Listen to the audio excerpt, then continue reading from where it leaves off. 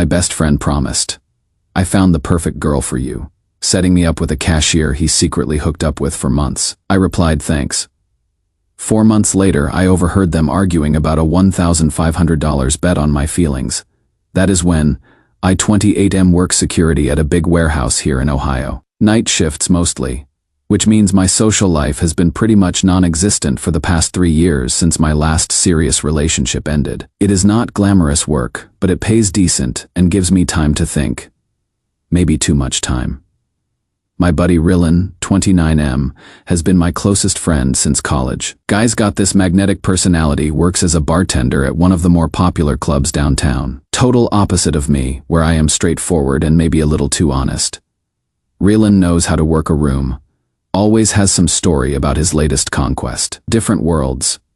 But we have always had each other's backs. 4 months ago, Rylan comes to me with this big grin and says he has got someone perfect for me. Jace, man. I met this girl Mara at the grocery store where she works. Sweet, genuine, not like the usual club girls. You two would be perfect together. He was so insistent about it, kept saying how she was exactly what I needed after being single for so long. I was hesitant. Blind setups aren't really my thing. And honestly, I was doing okay on my own, but Rylan wouldn't let it go. He arranged this casual meetup at a coffee shop. And when I saw Mara 26F, I got why he was so excited.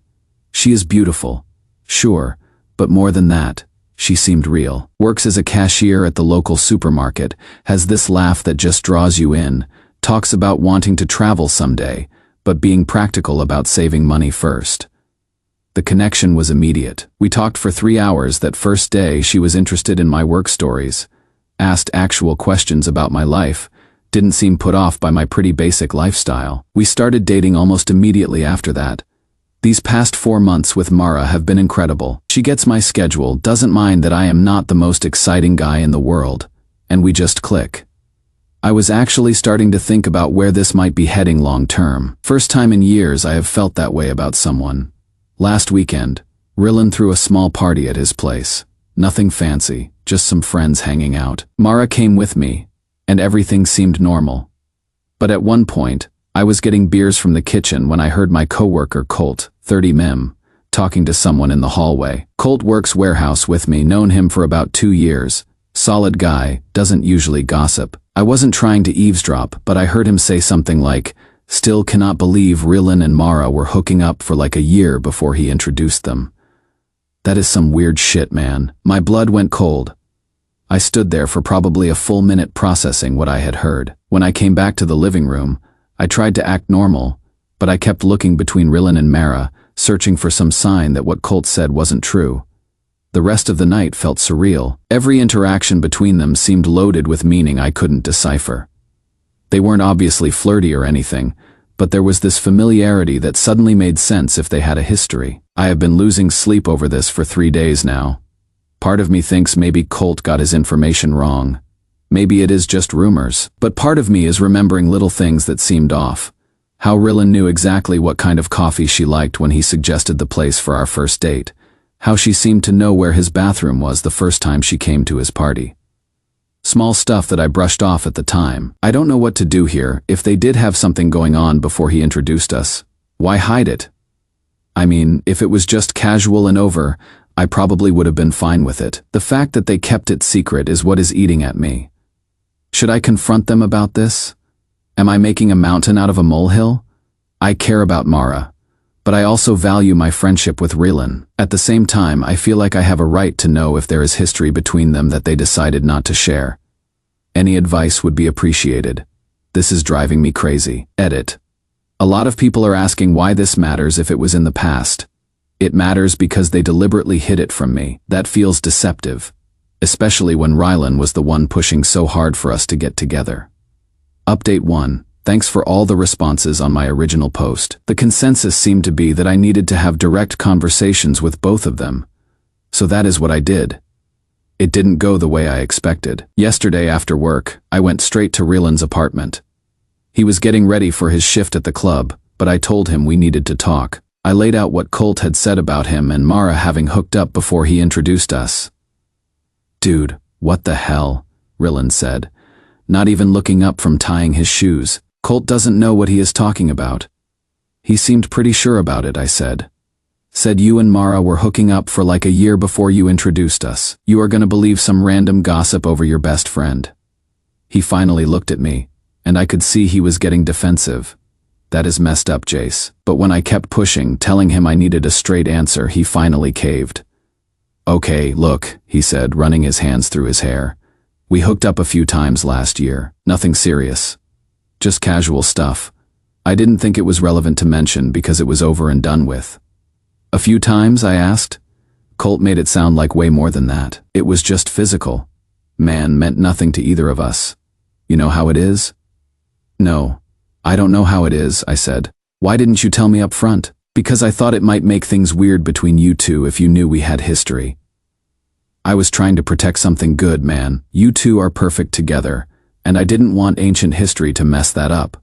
The conversation left me more confused than before. On one hand, I get not wanting to complicate things. On the other hand, it felt like a decision that should have been mine to make, not his. Later that evening, I called Mara and asked if we could talk. I was direct about what I had heard and what Relan had confirmed. Wait, what? She said, and I could hear the defensiveness creeping into her voice. Who told you that?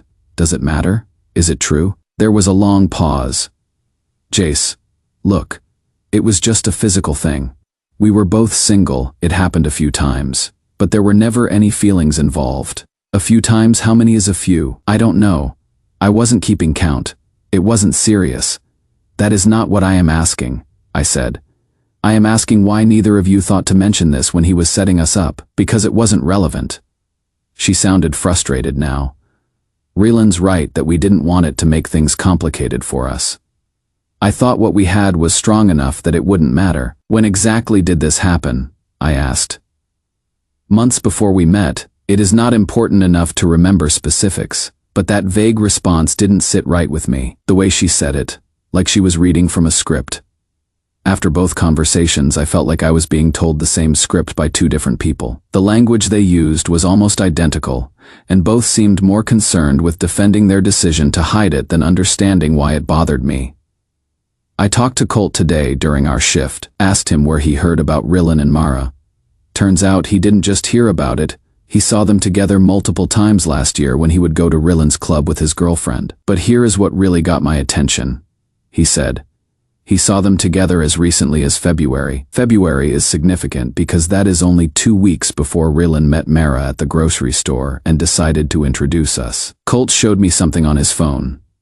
He follows the club's Instagram account because his girlfriend likes to see the events they host. In one of their posts from early February, you can see Rylan behind the bar, and in the background, clearly visible, is Mara sitting at one of the tables. The timestamp on the post is the 10th of February.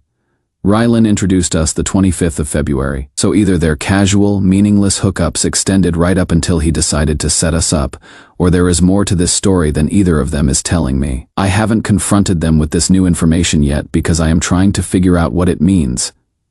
Was their thing actually ongoing when he introduced us? Did they end it specifically so he could set me up with her?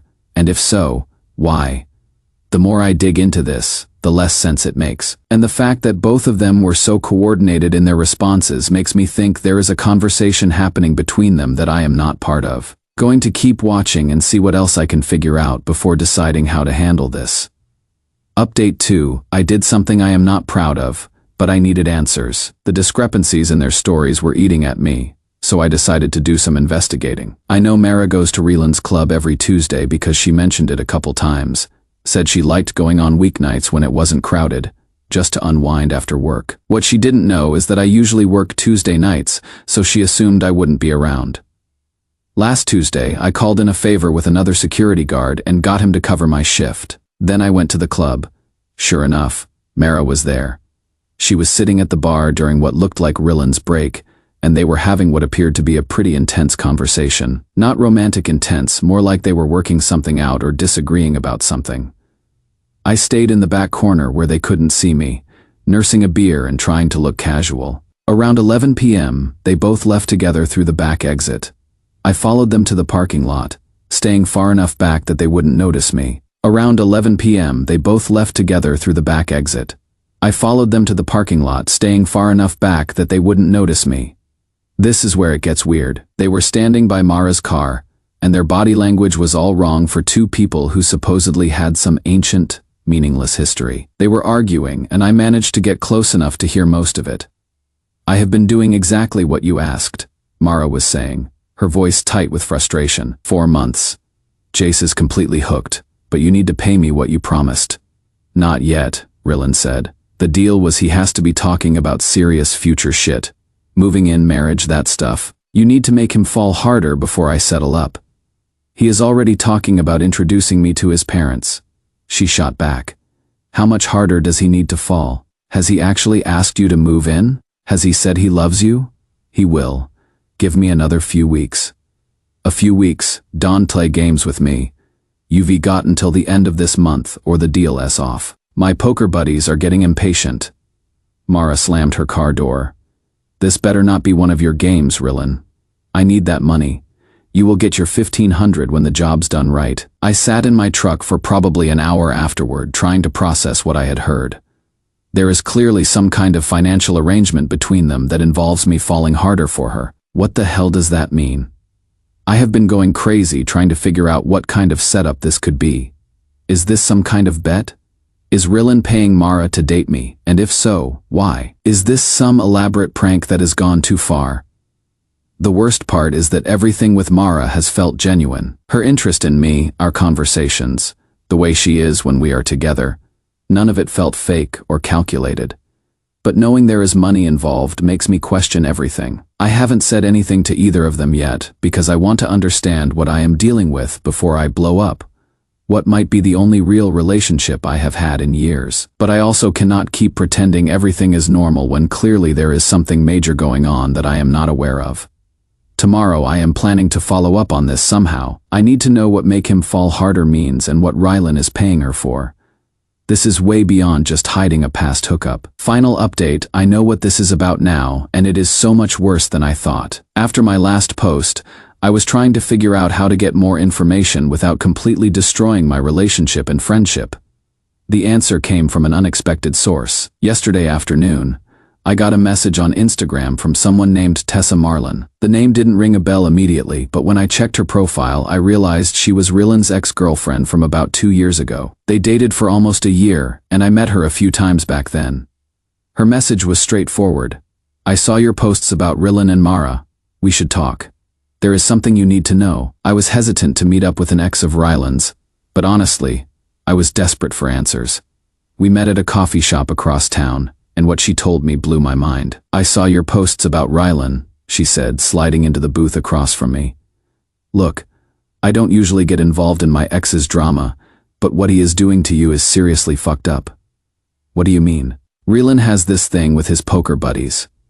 They make bets about relationships, about whether he can manipulate people into doing specific things. When we were dating, I found out he had made bets about getting certain girls to sleep with him, or getting them to break up with their boyfriends for him." I felt sick. "Okay, but what does that have to do with me?" "This whole thing with you and Mara, it is a bet, Jace. A big one." She pulled out her phone and showed me some text screenshots. He bet his poker group $5,000 that he could make his naive friend, Jace's, fall completely in love with a girl of his choosing within 3 months. "You are kidding." I wish I was. "He put up $2,000 of his own money because he was so confident he could pull it off. Mara gets $1,500 if she can make you fall hard enough that you start talking about serious future plans." The room was spinning. "How do you know all this?" "Because I still talk to some people who go to those poker games, and because Rylan's been updating them on your progress. He has been showing them photos you have posted with Mara, telling them stories about things you have said about her." Jesus Christ. "He has been bragging about how easy you are to manipulate, how he knew exactly what type of girl would hook you." She leaned forward. "Jace, I am telling you this because what he did to you is disgusting, and honestly, because he still owes me money from when we were together. The timeline makes perfect sense now. They weren't hooking up right up until he introduced us.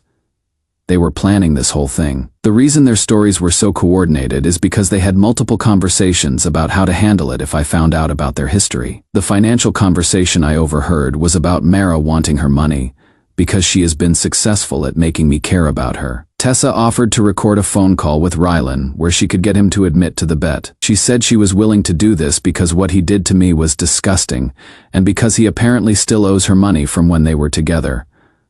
I took her up on the offer. Yesterday evening, she called him while I listened in, and she got him talking about his projects. It took some leading, but eventually he started bragging about how easy it was to manipulate me, how he knew exactly what type of girl would hook me, and how I was so desperate for a relationship that I had fall for anything. The recording is clear enough that you can hear him laughing about how I have been eating out of his hand, and how the poker group is impressed that he has got me talking about introducing her to my parents. That last part hit me like a truck, because it is true. I had been thinking about introducing Mara to my family. I had been falling exactly the way they wanted me to. This morning, I confronted both of them. Separately, I started with Mara. I called her and asked her to meet me at the same coffee shop where Rylan had first introduced us. When she arrived, I had my phone ready with the recording. "We need to talk," I said. She must have seen something in my face because she immediately looked nervous. "Jace, what is wrong?" I played the recording. Her face went white as she listened to Rylan talking about the bet, about manipulating me, about the $1,500. "Oh God," she whispered when it ended. "Jace, I can explain, can you? Because it sounds pretty clear to me." She started crying. "Yes, okay, there was money involved at first. But Jace, you have to believe me somewhere along the way. It became real. My feelings for you became real when," I asked. "When exactly did your feelings become real? After the first paycheck? The second? It wasn't like that. I was in a bad financial situation, my rent was behind, and when Rylan approached me with this crazy idea, I thought it would be easy money. But then I actually met you, and you were so different from what I expected. Different how? Genuine, kind. Not like the guys I usually date." She reached across the table for my hand, but I pulled back. "I know how this looks, but I swear to you, the last 2 months have been real. I was going to tell Rylan I was done with the bet because I actually fell for you. But you didn't tell him that." "I was going to. I just needed the money first." I stared at her. "Do you realize what you are saying? You are asking me to believe that you genuinely care about me, but you were still planning to collect payment for it." She didn't have an answer for that. The conversation with Rylan was uglier. I called him and told him to meet me at his apartment. When I showed up, he was already on the defensive. Look, when it ended, he tried to deny it. "That is not what it sounds like. Tessa's trying to start shit between us. It is your voice." "Rylan, okay, fine, but you are being dramatic about this. It is just a game." "A game?" "Yeah, man. It is not like we hurt anyone. You got a hot girlfriend out of it. I made some money. Win-win." I stared at him. "You made a bet about my emotions. You recruited someone to fake a relationship with me. How is that not hurting anyone? Because you were happy? Look at how you have been the past 4 months. You have been happier than I have seen you in years. So what if there was some money involved? Some money? You turned my relationship into entertainment for your poker buddies." He rolled his eyes. "Most guys would think this was funny. You are being too sensitive." "Funny." I felt my hands shaking. "You had Mara pretending to care about me so you could win a bet. You have been laughing about this with strangers. They are not strangers. They are my friends. And yeah, we had some laughs. So what?" When I told him our friendship was over, his attitude completely shifted. "You cannot be serious," he said. "Over this. Jace, we have been friends for 10 years. We were friends for 10 years. Friends don't do this to each other." "Fine. Be a little bitch about it then. But just so you know, I am going to tell everyone what a sensitive crybaby you are being about this. Good luck explaining to people that you cannot take a joke." That was the last thing he said to me. I have blocked both of them on everything. I am not interested in Mara's attempts to salvage this by claiming her feelings became real, and I am done with Rylan completely. The fact that he thought it was appropriate to gamble with my emotions for entertainment shows me exactly who he is. I know some people might say I should have seen this coming, but honestly, I didn't. I trusted my best friend, and I believed that someone could genuinely be interested in me without an ulterior motive. Maybe that makes me naive, but I am not sorry for being the kind of person who takes relationships seriously. Tessa said she is willing to share the recording with Ryland's poker group and some people at the club where he works if I want her to. I am thinking about it. Part of me wants to expose him, but part of me just wants to move on and forget this whole thing happened. What I learned from this is that I need to trust my instincts more. When something felt off about their coordinated responses, I should have dug deeper immediately instead of giving them the benefit of the doubt. I am back to being single, which honestly feels better than being in a relationship built on lies. At least now I know that when I do meet someone genuinely interested in me, I will be able to recognize the difference. Edit. Yes, I am taking Tessa up on her offer to expose Rylan. If he thinks this is just a harmless game, he can explain that to everyone who knows him. And to those asking if I am going to pursue getting Mara's money back, I don't care about the money. I just want them both out of my life. Edit 2. For everyone asking about updates on the fallout, I will probably post again in a few days once